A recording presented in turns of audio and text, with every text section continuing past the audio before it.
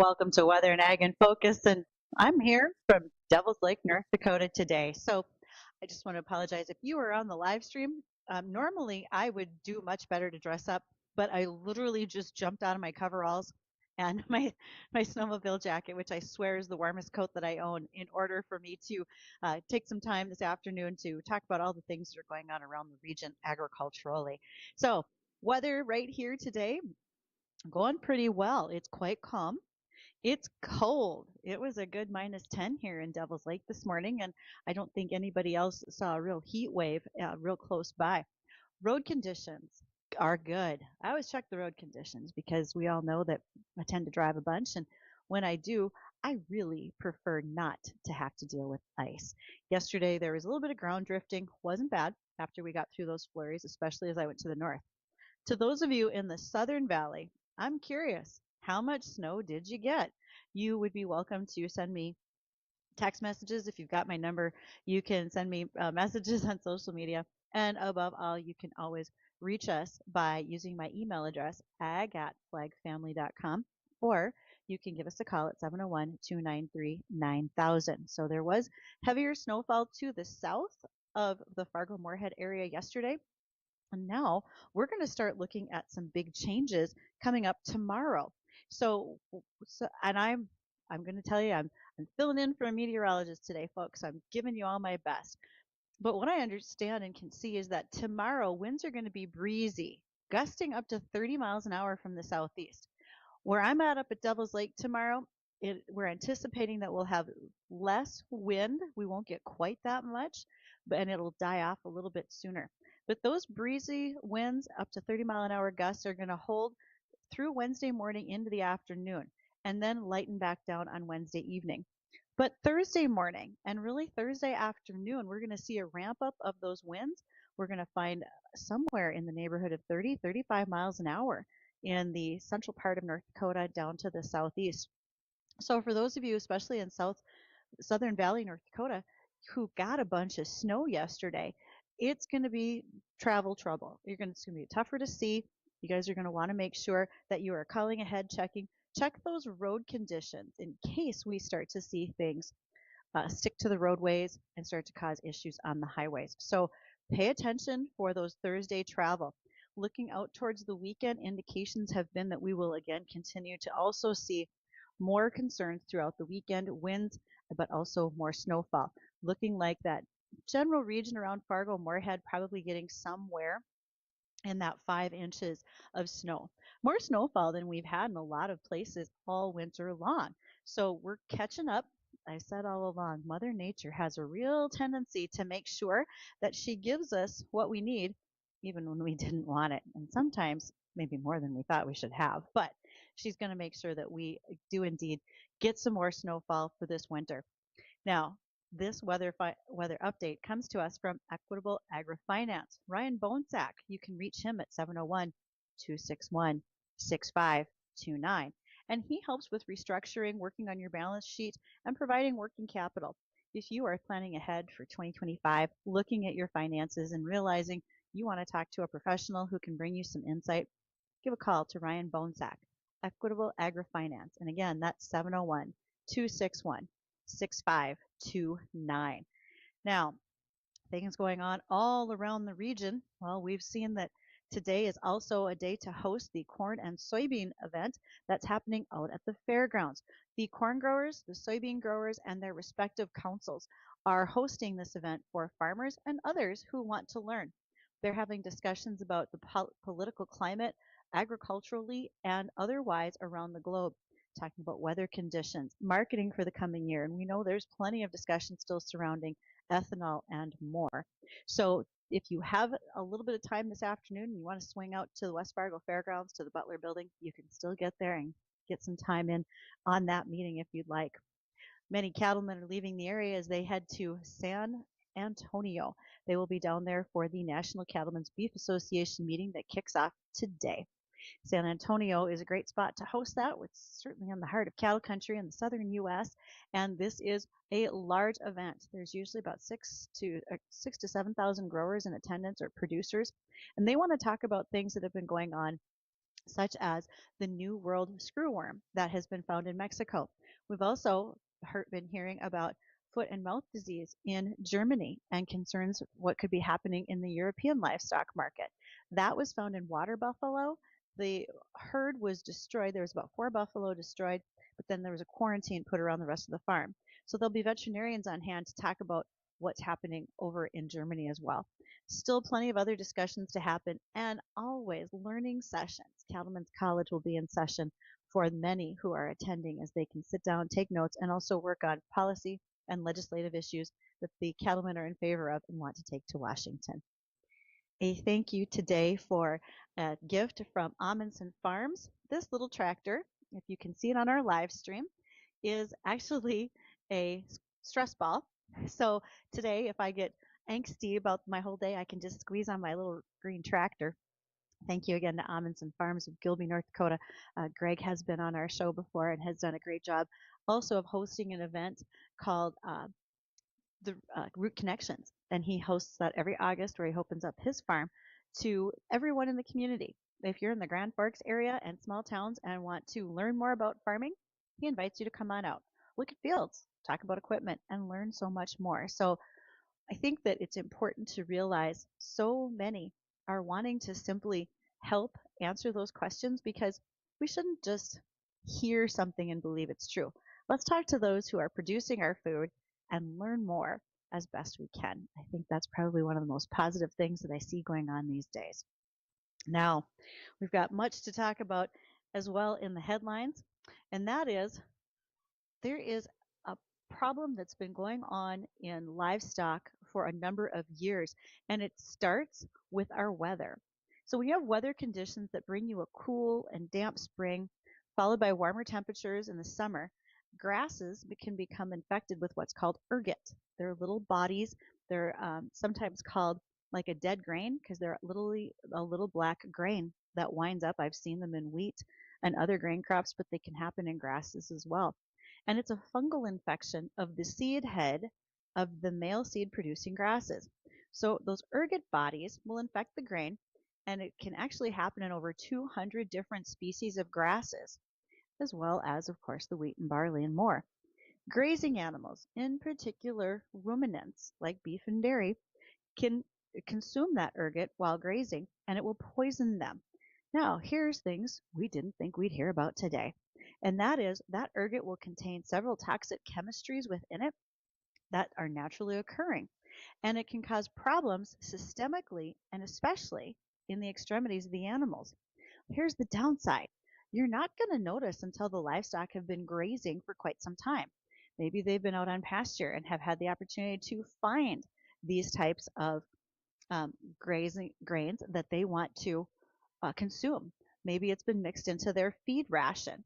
So what it does though is as the ruminants begin to continue to graze on it, it will cut off blood supply to certain parts of the body. So you could have tips of ears coming off calves or full-grown animals. Hooves can actually fall off, but most commonly you can hear about cows or bulls on pasture that lose the tip of their tail. So what does that do? Nothing good, because now you have an open wound on an animal. When that happens, you have bacteria that can come in and thus cause even deeper infection within the animal. So when it comes to spotting ergot, it will appear in the place of the seed head with that dead body, and it's black and it looks like a swollen version of the seed. If you do find them, they're going to stand out. You'll remember what they are.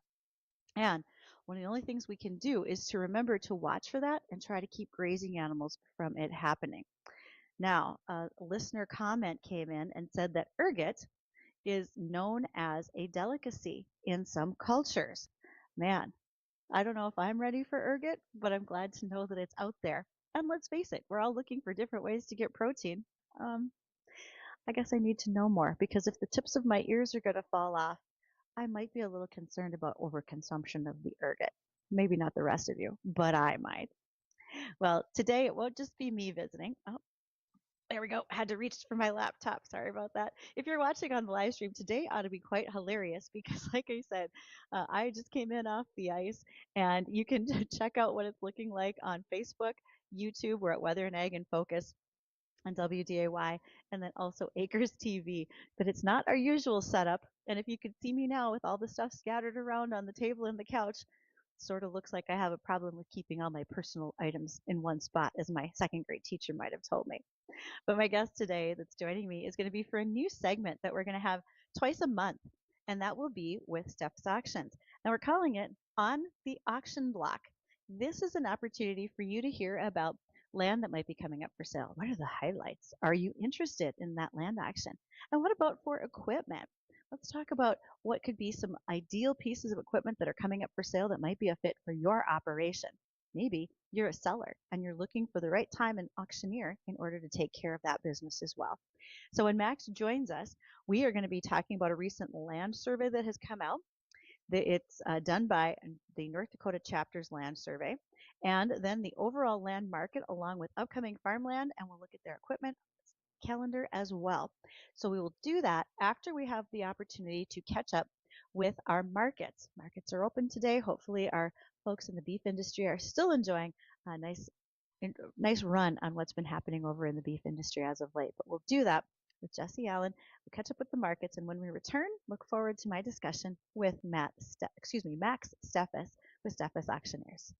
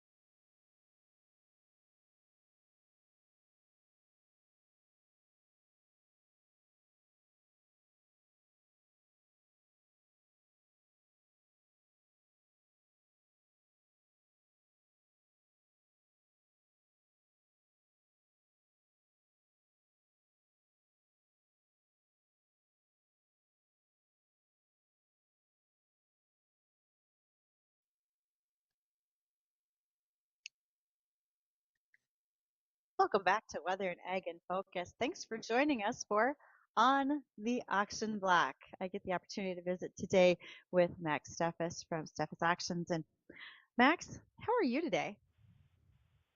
You know, Bridgette, I'm pretty good. You can't complain too much. Okay, were in the Grand Forks area today, correct? Yes, yeah, we lunch on us is what we call it. We put on a little lunch for the bankers that are in the busy season of renewal season, and if they're borrowing to ag borrowers, and share a little knowledge and information in terms of what's going on as we see it first on the auction block, whether that's ag equipment or farmland or construction equipment as well. So nice opportunity to see some people in a world of online auctions and online everything. It's nice to shake some hands. Well, Max, I'm hoping it's okay. I've got lots of questions today. We might wind up going a little longer than anticipated, but the first thing I want to do is I think many of our listeners are familiar with the work that Steffes does in the region, but talk about your size and scope, especially you had a new acquisition into Canada just in the last late part of 2024. Yes, we did. 2024 was a busy year for us from a lot of different perspectives, both from a volume of equipment and land that we sold, and also from a mergers and acquisitions perspective. So, in about November of 2024, we went ahead and acquired Bruce Supansky Auctioneers up in Tisdale and up in Canada. So we are now officially operating in Canada and have conducted auction sales, and look forward to conducting a few more auction sales up there yet this spring. A couple live auction sales that we can talk about later up there as well that we're looking forward to. So it was a busy year for us last year. I think we did close to 600 auction sales in 24 states and one Canadian province. So now we got to do it all over again, Bridget. Well, I think most of us are excited to hear that because when you have a larger region, it brings in so much more opportunity for your buyers because it's not something that you find right in your neighborhood that you might be looking for, correct? Yeah, that's right. Farms in Canada are big. We think we have big farms in the valley, but they're bigger yet in Canada. So it's nothing to have a 20, 30,000 acre farm around here. There's only a few of those. So with those big farms comes some really nice larger equipment. So there'll be plenty of buying opportunities for folks that are listening and that use that sort of thing and are in the business as we move forward through 2025 and into the future. We're looking forward to it. I tell you what, some of the things that, as far as highlights for what you have going on at StaffS, I'm just looking at a couple of statistics. As you mentioned, 600 auctions, 194,000 registered bidders, 567 combines sold, 816 trucks, 80 excavators, because frankly, who doesn't need a backhoe, Max? We all need one. So I can see where you guys have a lot of expertise in equipment and do quite a bit of work, but that's not your only auction lineup. Yeah, that's right. Last year was also a busy year from a land perspective. We also sold close to 28,000 acres of land, and good to see, Bridget. Last year, it was a transition year. Everybody thought the land market was going to take a nosedive, and that didn't materialize last year. The land market held in there fairly well, and as a matter of fact, in some regions of the state and our region in general, showed some increases, particularly in the northwest side of the state and areas here in the valley, in the potato regions of the Red River Valley. So good to see some strength out there in the land market.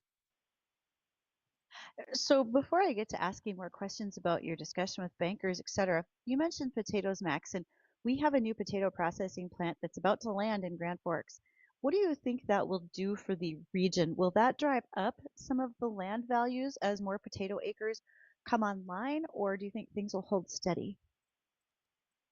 I think overall it'll benefit the ag economy. Obviously, anytime you can offer more of those acres, you're gonna offer opportunity for more producers to grow that crop and reap the benefits.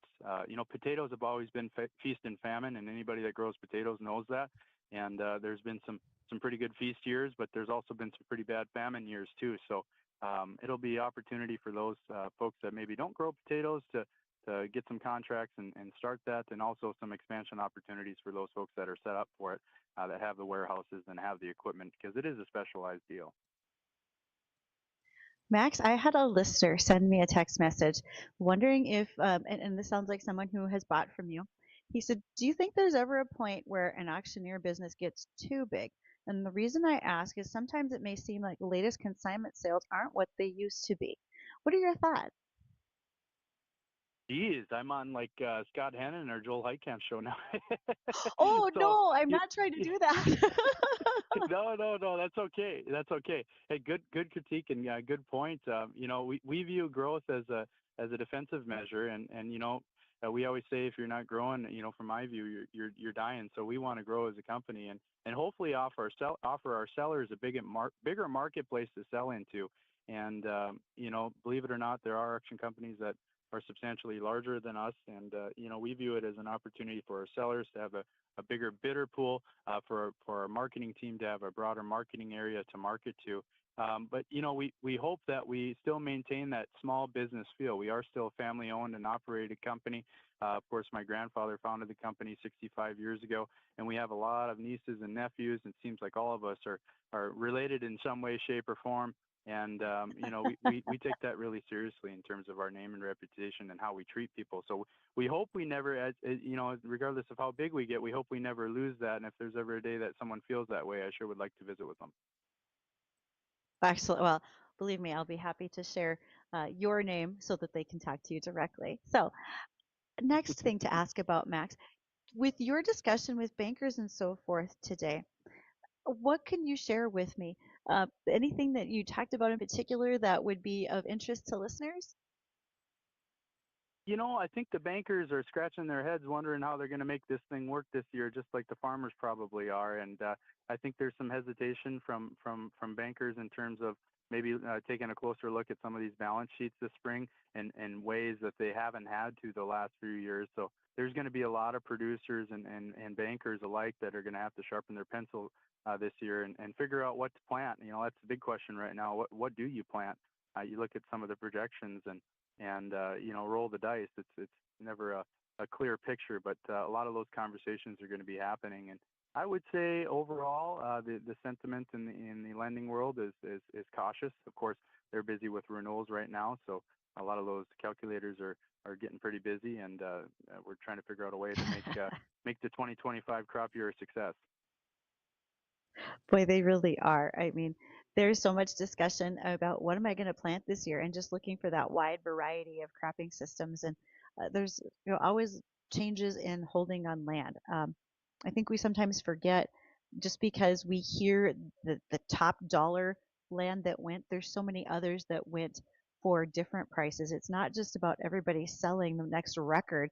It's simply, neighbor to neighbor sales. There's a lot of things that happen out there that really we just don't always focus on, but we're not slowing down in the land sales is my guess. No, so much of that has to do with demographics, Bridgette. So you look at the average age of some of these landowners, and there's a transitioning that needs to occur in the next decade, and the writing's on the wall in that regard. So I think that is going to take up a lot of the land transactions that take place this year. Maybe brothers and sisters that have owned land together for a number of decades, and they're looking for a transition because their kids are getting to be 40s and 50 years old, and the writing's on the wall in terms of they're going to sell it as soon as they pass. So there's a lot of that family planning that's going on. That's just a natural effect of the demographics. So I think that's going to continue through 2025. Max, you made mention of a land survey that recently came out from ASFMRA, and I'm wondering, would it be all right if we touch on that after we come back from bottom of the hour news? I'd like to ask what your learnings are from it, and then also highlight some upcoming auctions if we could. Absolutely, Bridgette. Be happy to hang on. Okay, let's go ahead and do that. We'll get that bottom of the hour news for everybody. And when we come back, we want to continue to hear Max's thoughts on what's happening, especially this most recent land survey. So we'll do that in just a moment.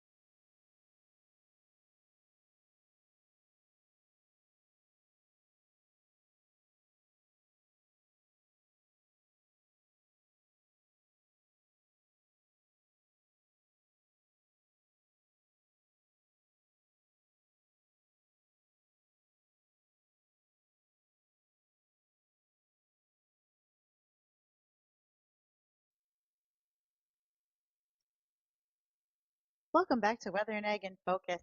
Always so glad that you're joining us today. Thanks for doing that. Glad to have you bringing us into your homes, your cars, your shops as you listen and learn. So today, my learning moments are with Max Steffes. This is on the auction block with Steffes Group, actually. So, Max, you made mention in a message you and I were trading back and forth about a recent land survey, and it was done by ASFMRA, but I don't know what that all stands for. Can you clarify that for me? Yeah, so American Society of Farm Managers and Rural Appraisers, the North Dakota chapter, puts out an annual survey of actual land rents and land transactions that occurred in the previous year. So for this case, it'd be transactions that occurred in 2024. And I love the survey because it's not based on survey response from like farmers. So when farmers sometimes get those surveys in the mailbox and they ask what you're paying for rent, and everybody puts $100 acre less than what they're actually paying. That never happens. I like this one because it's the actual data, and I always look forward to this report. Great group of professionals, both us and our auction business, and also our competitors, contribute to this report. And like we talked about earlier when we were visiting, 2024 was kind of supposed to be the year that land prices were going to correct in a drastic way, and that didn't materialize, and the report reflects that. So for 2024, the statewide index is about 44.50 an acre, which is actually up 2%. So land values across the state overall, you could probably call them flat. In the Red River Valley, the average price up and down the valley was 77.50 an acre, which is down about 5%. So the Northeast, which you would associate with kind of like the Devil's Lake Basin, that was about $3,900 an acre, which was up 3%. The Northwest, areas like Ward County, Williams County, kind of over in that northwest region of the state, up 27% to $3,641 an acre, which is really hard for me to believe, but the numbers don't lie. Southwest, Okay, of course, they've been droughty. Go ahead. what could drive that, Max? If you think about Northwest North Dakota, is it just simply there is a changing of hands of the land to different hands that hadn't been going on for a while? What would drive that to a 27% change? It's never one thing, but I would point to, APH, which is the, farmer's average yield on corn. The corn yields have improved so much Mhm. in that region of the state, and genetics have changed. But the other side of the equation is it's raining a little bit more up there, and people are able to raise 150, even 200 bushel corn in that region of the state, in ways that they were never able to in the past. So there's economic drivers behind it. Also, the X factor that you have out there, it seems like you get in some of those counties, and everybody's getting a check in the mailbox every month, and they all want to own land or own land, and that trickles into the land market when you get two people bidding on the auction block that have mailbox money, as you would say. They're willing to shell out a little bit more than what the economics would say that particular tract of land is worth. So there's a number of different factors, but that number kind of jumps out at you when you look at this survey. Yeah, absolutely. And please go ahead and continue. I know there were some other points of interest that you had in that survey as well. Yeah, so southwest side of the state, so areas of Dickinson South, down 9% to $2,180 an acre was the average in that region of the state. The southeast, so that would be areas like Ransom, Sargent, so Gwinner, all the way west to Burleigh County, 48.18, up 6%. So overall, it's kind of some ups and kind of some downs. And I always like to look at history. You can compare and contrast the trends that we're seeing now to 2013 and 2014, where there were still some ups and were still some downs. So I do believe we are stepping into a time of transition for land value, maybe down, 5% this year, but not much more than that. So it's still a good time to sell if you are a buyer or seller. You got to remember where we've come from. I mean, land values have doubled since 2020 in a lot of areas. So still a good environment. Absolutely. And really a lot of land improvements. If you've been holding on to a piece of ground for 20 to 30 years, you've done a lot of improvements to that land, which also probably drives quite a bit of that land value, whether it's been tiling, even some of the changes over in changing out shelter belts, putting in new trees, probably ditching as well as removal of those rock piles. And as someone who helped contribute to building them, I wasn't disappointed to see them get buried either. So maybe that's made some difference as well, you might say. Yeah, I always say I wouldn't trade my days of picking rock with Grandpa Bob for my college degree, though. Didn't you learn so much, Bridgette? I did. Okay, I do have to tell a quick story. When you mentioned, those surveys that these are the information you've received is really based on the sales, et cetera, and that no one was filling them out themselves. As a kid, I remember my dad wanting to get maybe the National Sunflower magazine, but you had to fill out this little card that gave you, how many sunflower acres are you raising, or it was the National Hog Farmer, how many hogs do you have? But he would give them to us as kids, and we'd fill in the information. Well, I didn't understand numbers, so I'm pretty sure we were raising 3,000 hogs in McIntosh County in 1981. That is funny. And you'd send them in, So huh? if you're, we'd send them in. So Oh I my guess gosh, that that's could funny. say why we need more accuracy. Yep. Oh, well. Well, let's talk about some upcoming sales that you've got going on, Max. And what are some of the highlights? I'm looking at your list, and there's a lot. Yeah, lots going on in the spring. Of course, the spring is one of our busiest times of the year in terms of auction season. So we've got 25 auction events scheduled for the months of February, 56 booked for March, and a couple of those are in Canada. So I'm looking forward to having our first live auction in Canada on April 3rd. So we're really looking forward to that. Also, in terms of acres, we're going to test the land market. We got about 1,200 acres selling in February across 9 land auctions in Iowa, North Dakota, Minnesota. And in March, we've got about 2,000 acres selling across 10 land auctions in Minnesota, North Dakota, and Iowa. So we'll definitely have a test of both the machinery and the land market as we step into 2025, and we'll be a heck of a lot smarter in terms of where we're headed come end of March. Well, I bet you will. And it just occurred to me, let's say I'm looking at your, well, which I am, I'm actually scrolling your website as we speak, and I might be thinking about doing some bidding, but I'm new to Steffes. And so where do you want me to go? Do you have, do you just want me to sign up through the website? How do I get my bidder's number for some of these things? Let's make that very clear for people what things you offer when it comes to bidding. Sure. Well, we want to make it as easy as possible. So if you can't figure it out and you get frustrated, call our tech guys. There's always somebody that can pick up the phone during normal business hours and literally walk you through it step by step. But it's pretty straightforward. You just create an account on our website if you don't already have one, and then you'll be approved to bid on our website. And you can go ahead and request to bid on the individual auction that you want to bid on.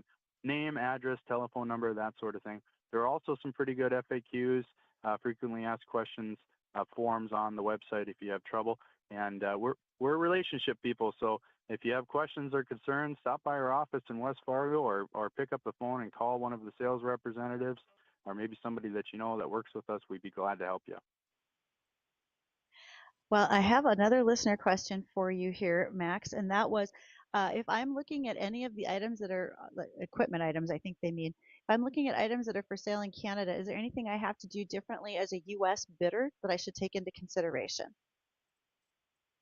Yes, you want to make sure that you make arrangements in terms of getting that item across the border. So there's lots of brokers that'll work with you in doing that. But that's something you can't just walk and skip across that magic line. There's a process that needs to be adhered to. So we're learning just as much as our bidders are going to be learning. It seems like the Canada boys have always come down here and bought equipment, but there's fewer stateside guys that have gone up there and bought equipment. So it's going to be an education for everybody as we step into Canada, us included.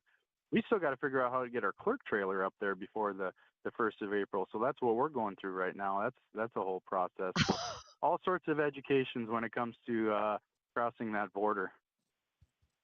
Well, I don't know how you work an A into your bidder's chant, or excuse me, your auctioneer chant, but I wish you the best of luck sliding in that extra syllable. Appreciate that.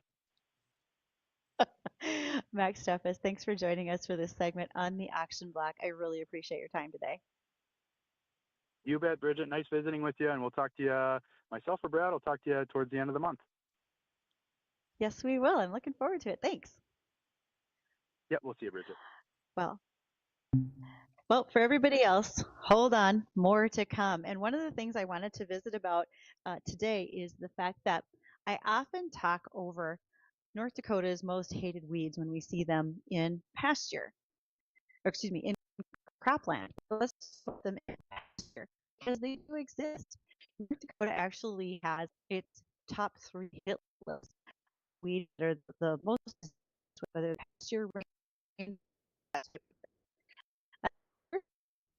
I would call first of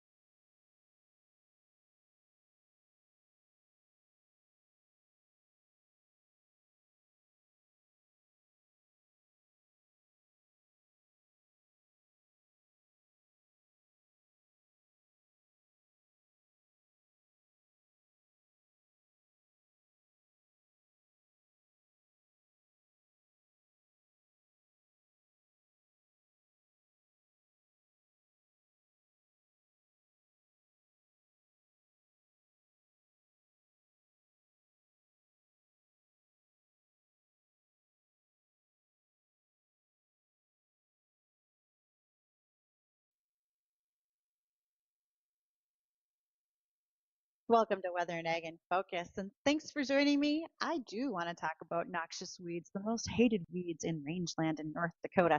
And sometimes they show up in cropland, and they're not any easier to fight there. If we're going to talk about the three worst ones at the top of the list in North Dakota, we're going to start with leafy spurge. Long considered public enemy number one, leafy spurge first appeared in North Dakota, actually in the entire U.S., as an ornamental. Somebody thought it was a pretty yellow flower, and then it got out of control. And so leafy spurge has been on the noxious weeds list in North Dakota since 1935. And there's a variety of ways to try to control it. There is a very limited amount of herbicides that can be effective against leafy spurge. It's not a one-time application. This is multiple times in order to keep that weed at bay. But the other thing that can be done with leafy spurge comes down to flea beetles. They're a small insect that likes to eat them. Most plants do have a natural insect predator of some type, and flea beetles are what goes after the leafy spurge. Now, the thing with the flea beetles, once you release them, they can accidentally be sprayed by an insecticide and boom, they're gone. Or they're just simply slow to act. I mean, they got to eat their way through that whole plant, so it takes them a while. So when you're going to look for results, you're going to have to plan for a longer term control method. So if you're going to use leafy spurge beetles, the flea beetles, in conjunction with spraying, and you're going to alternate the areas in which you do that, that's probably a good way to lessen the population of leafy spurge. It's very invasive and spreads very rapidly. One of the other top weeds that's a bit of a problem, most of you see in your yards and gardens from time to time, and that's Canada thistle. It's a long-living perennial that not only can reproduce by seed, but by the underground rhizomes. When you dig up a leafy spurge plant, have you ever a Canada thistle plant, have you ever noticed that you chopped it off with a shovel and you hauled it away? It came right back in the same spot? Well, that's because if you don't get in the entire root system, it will return from a small piece. Now, my best example of Canada thistle that I can probably give goes back to when I was in college and I was an intern for Dr. Richard Zollinger, who was North Dakota State University's extension beet specialist at the time. That position is now held by Dr. Joe Eichele. And Dr. Zollinger did a experiment in conjunction with Colorado State University. Each of the scientists involved took I think it was a 6-inch piece of thistle. Might have been 12, but I'm positive for sure it was 6. And that 6-inch piece was planted in the same diameter box. And so it looked like a gigantic, oversized coffin, actually. It was probably about 3 feet tall, 6 feet long, and probably another 2 to 3 feet wide. And we planted that little piece of Canada thistle. At Colorado State, it was under irrigation. Here in North Dakota, we did it under dryland conditions, which means whatever rainfall happened, that was the rainfall that Canada thistle plant got. At the end of our growing season, we knocked the sides off that box and then laid out all of the root system and measured it for length, how much had grown from our initial piece of root of Canada thistle. Here in North Dakota, it was about 1,200 feet, starting with a 6-inch piece of thistle. In Colorado, it was double that because of the additional moisture content from irrigation. So it goes to show the longevity of Canada thistle. Now, it's been around for a long time. It's been a problem in the U.S. starting back in Vermont in 1795. It was listed in 1885 in Dakota Territory as required of every person to destroy this, in fact, noxious weed. It can be 2 or 3 feet tall. I actually have a picture of one growing in a ditch that was well over my head. No short jokes, thank you very much. And it has deep cut leaves with spiny toothed edges. You can't miss a Canada thistle when you find it.